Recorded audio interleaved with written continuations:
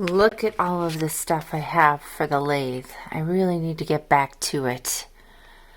I'd like to thank Robert Vandervoort. I think I'm saying your name correctly.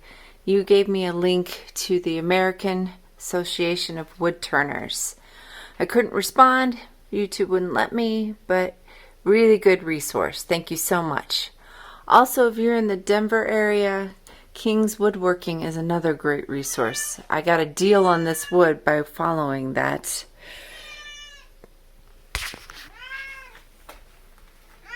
Can I help you? Okay.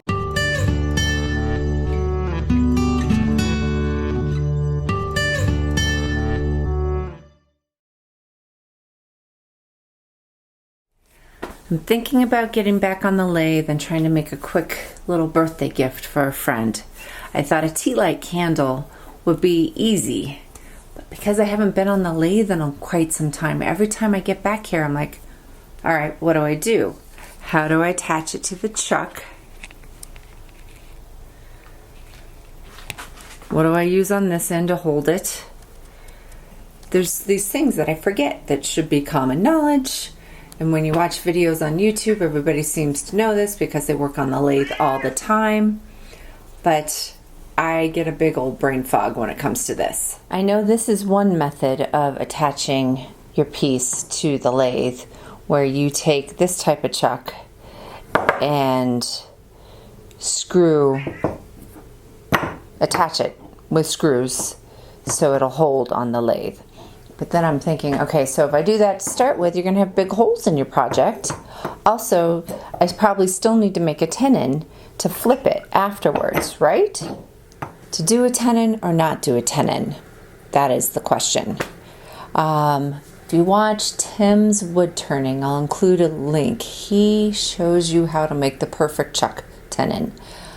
I am realizing that this piece is way too small now that I've roughed it out to actually do a tenon. So I'm going to end up with holes in the bottom. So maybe I can putty it in. I'm not sure. But I am going to make a tea light candle out of this piece. So let's see how it turns out.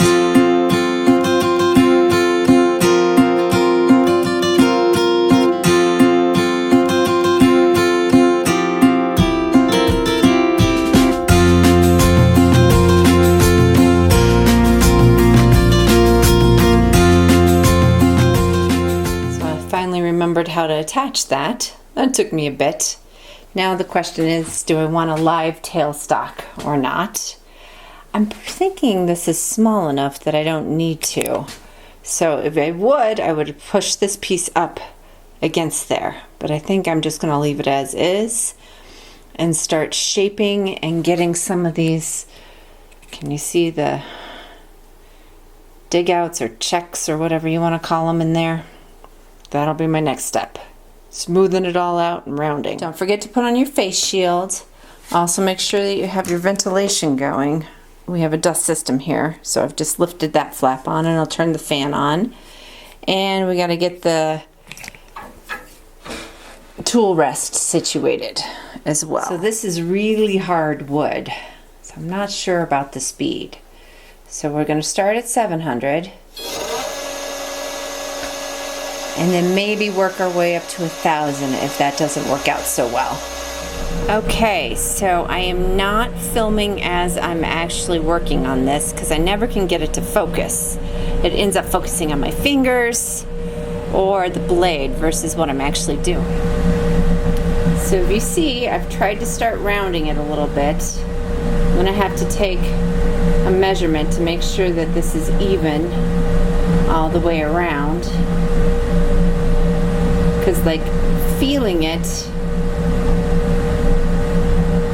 looks like there's less taken off in the rounding process in parts. Like this is skinny, and I already like did a little dig in, and then it gets fatter. So we need to make sure that that's the same consistency all the way through.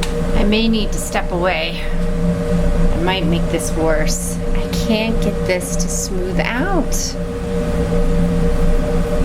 A lot of it looks really good.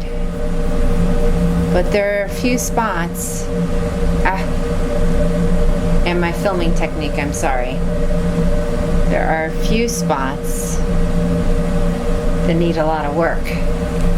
I could get out my Fastener bit to try and drill in the hole for the tea light. Maybe I'll do that next and then come back to trying to smooth these guys out. Silly catches. What do you think? What size is going to match this tea light? Actually, it needs to be a little bigger, right? So, is that too big? It seems reasonable.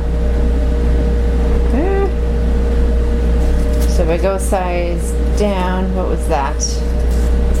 2 1/8, 1 7/8, 1 5/8, 1 1/2. Should I start smaller? I'm not sure.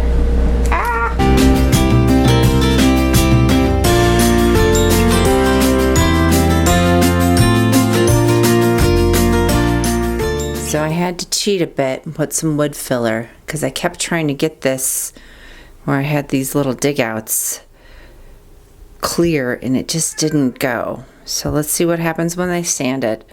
Otherwise I'm going to go back to my 40 grit and keep on sanding. So I took the wire and burnt some design in this, but the wire was all funky.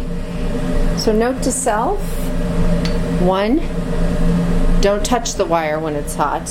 2, can you see that hole? Don't bring the wire up near your clothes when it's hot. Not sure how well you can see this, but I had to spend quite a bit of time sanding. I was using wood filler to try and get a couple of the cutouts or dig outs or whatever you'd like to call them filled in, but it just didn't work. So I started with 40 grit and worked my way up. Now I'm going to take this piece of felt because hopefully that's big enough. See my bottom. I'm going to cover that up. So I should title this How to Cheat When Working on the Lathe.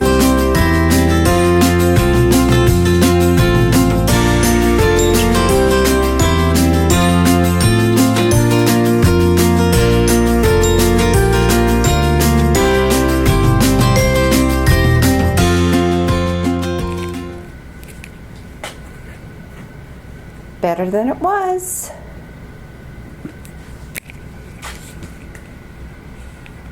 That is not an advertisement for Cool Whip. Though I probably eat way too much Cool Whip. But it's yummy.